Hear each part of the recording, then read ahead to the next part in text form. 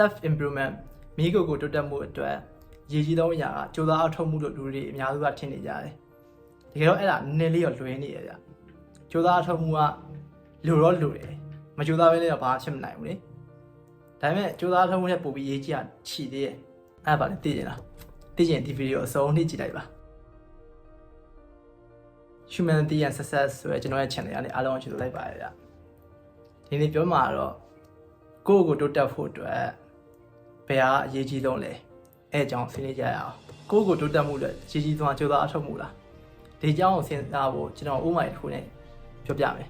ဒါကျွန်တော်ရဲ့ကိုယ်ပိုင်ပါတယ်တဲ့ experience ပေါ့ဗျာကိုယ်ပိုင်တွေ့ကြုံလေးပဲကျွန်တော်နိုင်ငံခြားရောက်ပြီးတဲ့အခါမှာအထိုင်နာပါညာများပြီးတော့ဗျာစားတော့ပါညာများပြီးတော့ဝရိယတက်လာတယ်အဲ့မှာကျွန်တော် line 3နေရင်လည်း internet 3နေရင်လည်းပေါ့ကျွန်တော်တခုတွေ့တယ်ဗျာ motivation ပြရတဲ့ဟာလေး workout လုပ်အောင်မယ်ဝိတ်ကြအောင်ပါညာပေါ့အချိန်မှာကျွန်တော်ဝုန်းလဲ motivation တွေရပြီးတော့လှုပ်ချင်လာပြီ adrenaline နဲ့ဆောင်ရွက်ထိုးတက်လာပြီးတော့ပြန်ပိန်ပြီးတော့အရင်လိုမျိုးပေါ့ပါလေးဖြောင်းတယ် workout လုပ်တော့မယ်ဆိုရင်ကျွန်တော်ဆုံးဖြတ်ချက်ချလိုက်တယ်အဲ့ဒါကျွန်တော်တနေ့ကို45မိနစ်လောက်တနားရီလောက်ကြိုးစားရပေါ့ဗျာကျွန်တော်စပြီးတော့ workout ပြန်လုပ်ပြီးအဲ့မှာကျွန်တော်လုပ်နေတယ်ဘာဆက်ဖြစ်လဲသိလားခင်ဗျားထင်ပါပေါ့ကျွန်တော်ခြံသားနေအင်ကြီးချုပ်ပြီးတော့ကြက်သားရကြတော့မလားဘာကြက်သားရကြတော့မလားကဲတော့မဟုတ်ဘူးရ4-5ရက်ကြာတဲ့အခါမှာကျွန်တော်အဲ့ဒါကိုဆက်မလုပ်နိုင်ပဲတဲ့ burn out motivation ကုန်သွားပြီးတော့ကျွန်တော်ရောက်သွားတယ်ခဏနေရောကျွန်တော်အဲ့လိုဆက်လုပ်လိုက်ပြန်ရလိုက်တယ်လာပေါင်းများစွာကျွန်တော်အဲ့လိုပဲတက်နေရလဲနေတာအဲ့တော့ကျွန်တော်ကြိုးစားထုတ်နေရပဲဒါပေမဲ့ကိုယ့်ကိုတိုးတက်လာတာဆိုတော့တိုးတက်လာတော့ကျွန်တော်တို့ခံစားရအောင်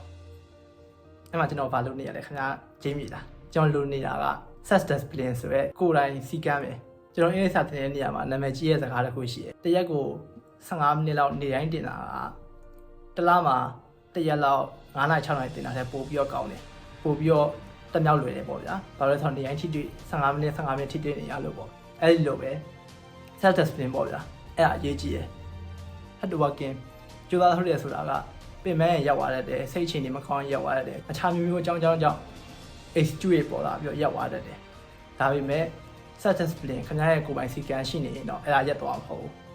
လုံးဝ system တစ်ခုတိဆောက်ပြီးရဖြစ်သွားတယ်ဆိုရင်အဲ့ဒါဒီနေနေမှာဥပမာ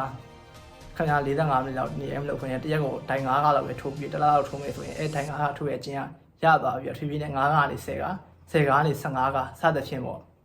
ဖြည်းဖြည်းနဲ့အဲ့ဒါတကယ်တိုးတက်သွားမှာအနည်းဆုံးကျွန်တော် classic exam ပဲဆိုရင်မြန်မာနိုင်ငံမှာလူတိုင်းသိရဲ့ယုံတဲ့လက်ဥပမာလိုပဲပြောရမယ်ဆိုရင်တော့ဗျာခဏတာ motivation ရပြီးယုံလိုမျိုးဘယ်လောက်ပဲဖြစ်ပြီး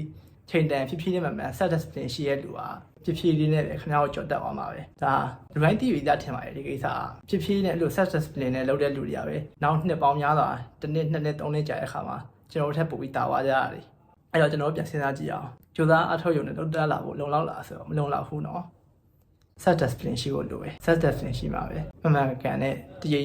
တိုးတက်လာပါအားလုံးပဲ self discipline ရှိနဲ့ဒီနေ့ပို့တိုးတက်လာပြီးတော့ဒီနေ့ရထက်မနှက်ဖြန်မှာပို့ပြီးပို့တိုးတက်ပို့တော်လာမဲ့လူတွေဖြစ်ပါသေးတယ်ကျွန်တော်တရားနေပြီးတော့ဆုတောင်းပေးပါတယ်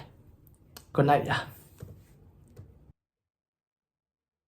ဆုံးထိကြည့်ပြီးတဲ့အတွက်ကျေးဇူးတင်ပါတယ်